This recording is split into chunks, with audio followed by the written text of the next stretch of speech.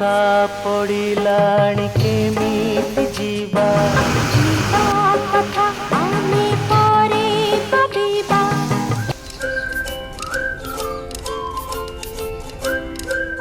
जय जगन्नाथ बंधुगण, गल्प हेले भी सत एपिसोड 2 को आपण मानकु बहुत सारा स्वागत। तो चलंतु आउ डेरी न करी आमे गल्प हेले भी सत एपिसोड 2 को आरंभ करिबा। आउ जेउ माने मोर गल्प हेले भी सत एपिसोड 1 को देखि नाहांती मु डिस्क्रिप्शन बॉक्स रे लिंक दे देइची, आपण जाईकी देखि नियंतु।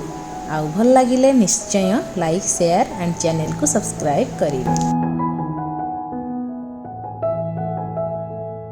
बंधु माने वर्षा ऋतुर आगमन रे केते जे घटना आउ अघटना घटी जाए।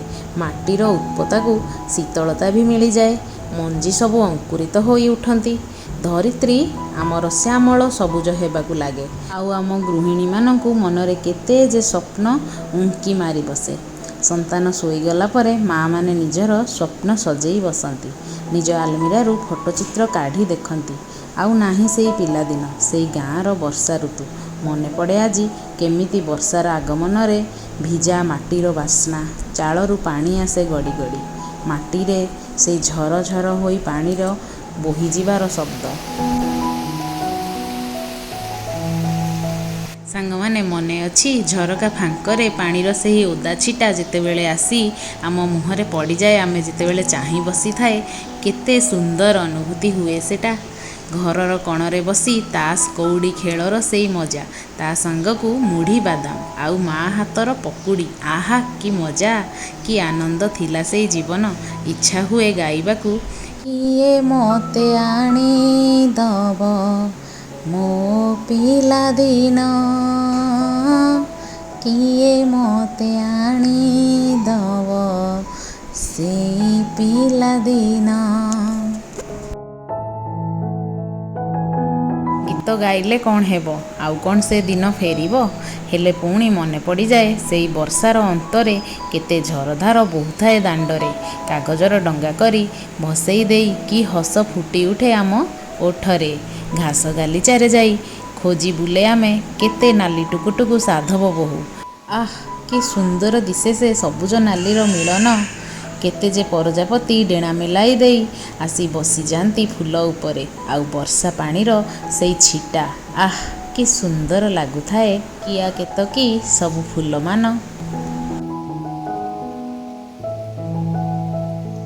एबे नाही सेई पिलादिनर मजा, आउ वर्षार आगमन रे नाही सेई खुशी हेबार समय।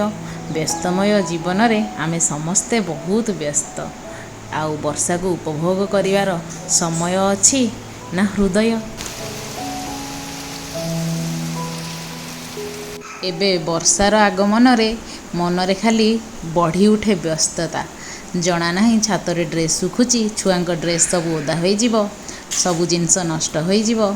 एई सब व्यस्तता भितरे आमे भूली जाए वर्षा को उपभोग करिया पाई। बंधु माने एई तो जीवन, जीवनर परिवर्तन।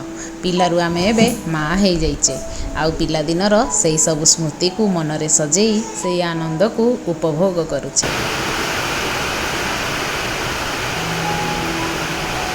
वर्षार एही घो घो डाक शुणिले आमे जेतेबेले पिला थिले बोऊ को डाक पकाए, बोऊ पकुड़ी मुढ़ी चाय बनाओ, आमे सबू मजा करिबा, तास खेलिबा, कौड़ी खेलिबा।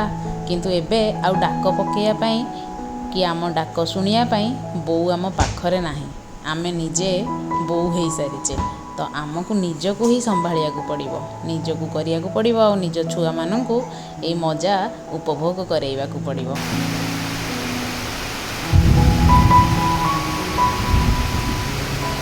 एमिति भाभी भाभी निज मन को बुझेई आसी घरे देखे तो गरम गरम चाय ता सहित मुढ़ी आउ मिक्सचर थुआ ହେଇची।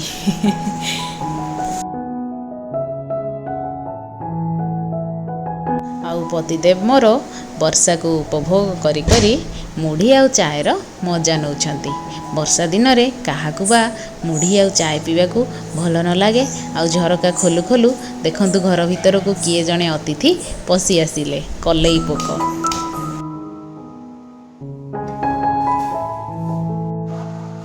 ଯେହେତୁ ପିଲାମାନେ ନିଦ୍ରା ଯାଇଛନ୍ତି ଆଉ ବର୍ଷାର ଆଗମନ ଠିକ୍ ସମୟରେ ହୋଇଛି, ତ ଭାବିଲି ନିଜ ପାଇଁ କପେ ଚାଏ ବନେଇବି।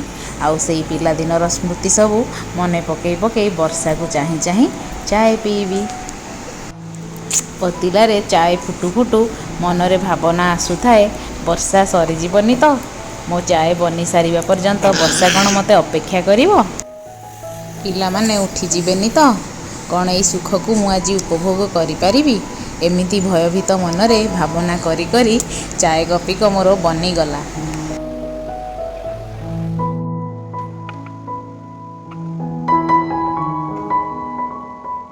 ଚାଏ ବନେଇ ବନେଇ ବୋଉ କଥା ସ୍ମରଣ କରୁଥିଲି।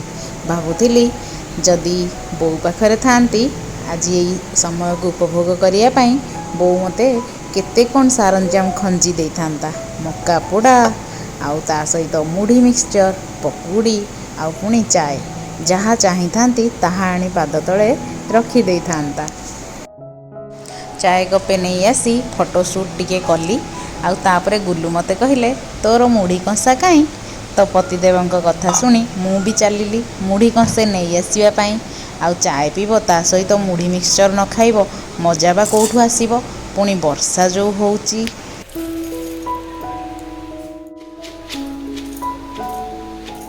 ମୁଁ ତ ମୋ ମୁଢ଼ି କଂସା ରେଡ଼ି କରିଲି ଆଉ ବର୍ଷାକୁ ଉପଭୋଗ କରି ଚାଏ ପିଇଲି ଆଉ ମୁଢ଼ି ଖାଇଲି। ଆପଣମାନେ ବର୍ଷା ସମୟକୁ କେମିତି ଉପଭୋଗ କରନ୍ତି ମୋତେ କମେଣ୍ଟ ସେକ୍ସନରେ ନିଶ୍ଚୟ ଜଣେଇବେ। ତ ମୁଢ଼ି ଆଉ ଚାଏର ମଜା ବହୁତ ହି ଅଲଗା ପ୍ରକାର ଥିଲା। ଆଉ ତା ସହିତ ପତିଦେବଙ୍କର ଚୁଟକା ଚୁଟକା କଥା, ମଜା ଆସିଗଲା। ଆଜି ତ ପୁରା ମଜା ଆସିଗଲା। ତ ମଜା କରୁ କରୁ ବର୍ଷାର ବି ଅନ୍ତ ଘଟିଲା। କିନ୍ତୁ ସାଧବ ବୋହୂ ଖୋଜିବା ପାଇଁ ସମୟ ମୋ ପାଖରେ ବା କାହିଁ? ଏମିତି ଭାବି ଭାବି ଚିନ୍ତାରେ ମୁଁ ମାଟିକୁ ଚାହିଁ ବସିଥାଏ। ଆଉ ତା ଭିତରେ ମୋତେ ପୁଅର କୁଆଁ କୁଆଁ ଡାକ ଶୁଣାଗଲା।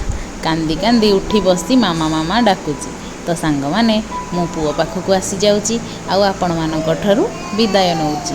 ତ ରହିଲି, ନମସ୍ତେ, ଜୟ ଜଗନ୍ନାଥ। ଆଉ ଯଦି ଭଲ ଲାଗିଥିବ ଲାଇକ୍, ସେୟାର ଆଣ୍ଡ ସବସ୍କ୍ରାଇବ୍ କରିବାକୁ ଜମା ବି ଭୁଲିବେନି। Bye, love you all.